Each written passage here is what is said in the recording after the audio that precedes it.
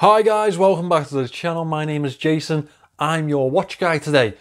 Today I'm reviewing a micro brand from my home country, England. This brand is called Wishmoor Watches and you may have seen them over on Gary's channel, I Like Watches. It was one of his 12 giveaways of Christmas. Now, this isn't a sponsored video. I've been really grateful that they've sent me this in to review, but they will still be getting my complete honest opinion on this one. Now, if you would like to pick up one of these watches after this review, they are £210 on the Wishmoor Watches website in the description. Please head over there. If you do buy one, please tell them that I sent you. Now I'm going to do this one a little bit differently. I'm going to unbox the watch, do a little bit of camera magic, come back in 3 days time and review it for you. But you'll get to see the entire video as one. Without further ado, let's turn this camera around. Let's get into this video. So this is what I have for you today. This is from Wishmoor Watches. Now you may have seen them over on I Like Watches. I believe this was one of the 12 giveaways around Christmas. They were nice enough to send me one in for review.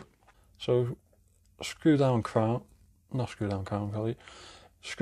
case back on this one. Looks like we have the little pin in the side. I believe this one's packed with a Ronda movement. Now I really like the whole racing vibe of this, the sort of 70s racing vibe, 60s racing vibe. Very nice design, almost like the dashboard of an old car. I do really like the sunburst green dial on it. Different sort of case, sort of a cushion style case. Milanese strap. Let me size this. So guys, I've had this on wrist for a couple of days now, so I'm quite comfortable with doing my review on it now, giving you a good honest opinion, telling you how I feel about it. Now, first of all, let me go through the specifications and everything with you, the dimensions, and tell you a bit more about this watch. So this is the Wishmoor Pioneer. It's £210 on Wishmoor's website at the moment. They are a British micro brand. This one is packed with a Swiss quartz chronograph movement. It was the Ronda 5021 quartz chronograph movement. It has Swiss parts built into it. Diameter of this watch is 40mm. It is a 12.3mm thick, so even though it's a quartz, it still has some presence on the wrist. Lug to lug, it is a whopping 52.1mm, which, as people who watch this channel on a regular basis know, under 50 is usually my ballpark. So this one wears a little bit big for me. 20mm lugs, very easy to find another strap to fit onto this one. It is built fully in 316L stainless steel. The casing is polished on the upper side as well as this bezel here. And on the sides it has a nice level of brushing. Over here we have a simple pull, push crown, no screw down function to it. It is signed with the Wishmoor logo. It's quite thin in stature and it sits very close to the casing. It does have a clean finish to it, which means it's very easy to grip. These two pushes here for the chronograph movement, I'll just activate that chronograph for you. As you can see, it is a ticking chronograph movement. We have a ticking second hand on the right subdial here. The pushers sit at almost 45-degree angles adjacent to each other. They are in piston styling and polished ends on them. Very easy to use. We have a screw down case back with the Wishmoor logo in the centre, Ronda movement, Wishmoor here, sapphire crystal, water resistance and stainless steel. As I say, this is a stainless steel watch. It has a 50-metre water resistance, which isn't a great deal, but this is primarily a dressier sort of sports watch, so we'd forgive this type of watch. A chronograph with no screw-down pushers, you're not going to expect much of a water resistance from it. We do have a domed sapphire crystal in this one. As you can see, a nice domed sapphire crystal. And as I say, the casing together gives this watch a 50-metre water resistance. Now as we move into this dial, you can see that it has a really nice sunburst effect to it on this green dial. We have a printed minute track around the outer edge in a train track type of style. We have elongated batons, very thin elongated batons at the hour indices. As well as that, at the 12 o'clock, we have a double index, and down at the 6 o'clock we have a single baton index. As you can see in the center, we have the chronograph functions over here, the chronograph minute marker and the ticking second hand on the other side. This is a cutaway from the dial. It gives it a sort of 60s, 70s dashboard type of feel, that racing chronograph dashboard type of feel. And done well, it's a very lovely thing to have, and it's something that a lot of collectors do look for in a watch. It's something that sits in a lot of people's collections, a racing style watch. The Wishmoor logo is printed at the 12 o'clock. And down here at the 6 o'clock we have a date window.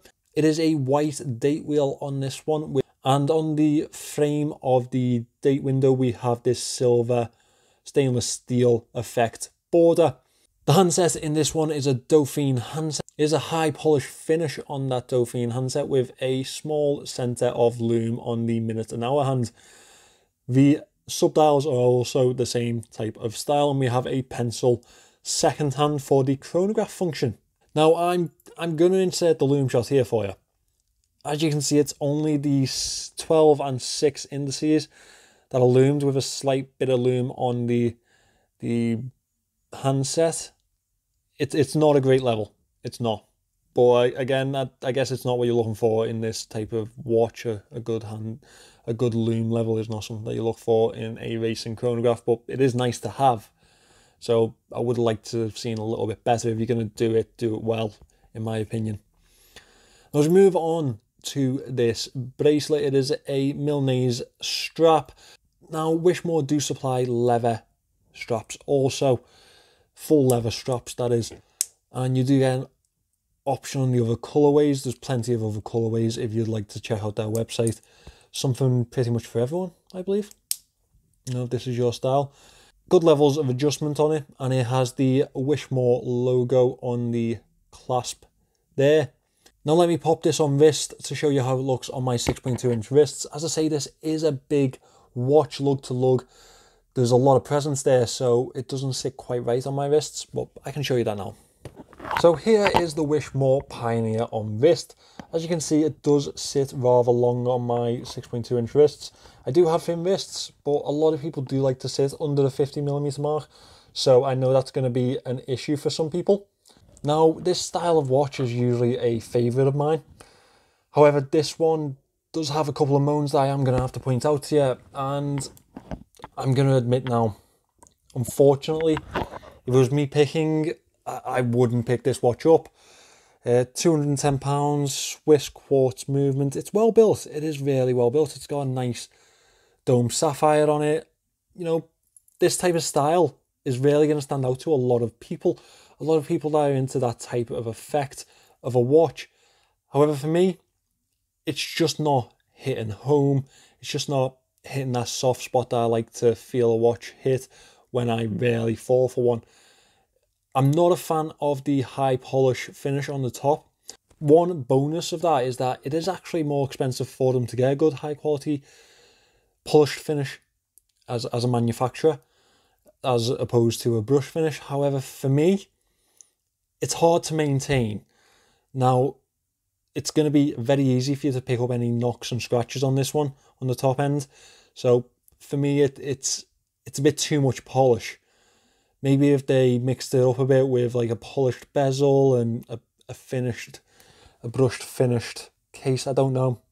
I do like the brushing on the sides, it's a good quality. In fact, the finishing on the watch is a good quality finish. It's just, I know that's going to be a lot of maintenance. Another thing is that I'm pretty confident that this date window is sat off to the side. I don't feel like the number sits central.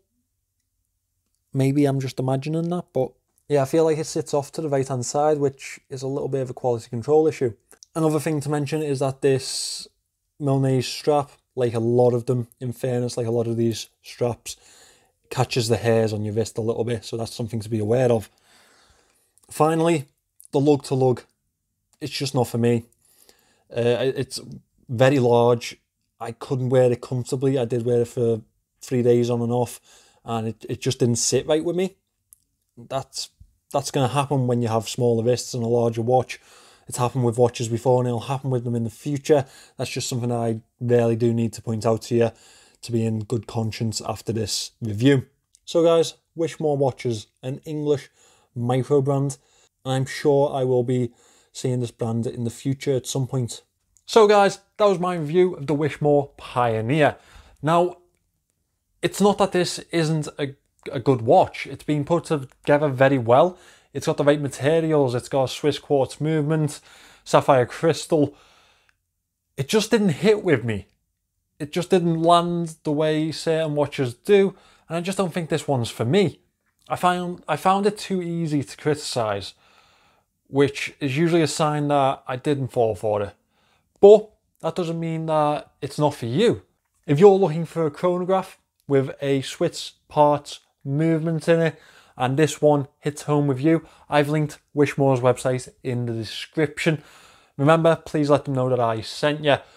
Thank you for watching this video, guys. Please do subscribe to the channel, and I will see you in the next one.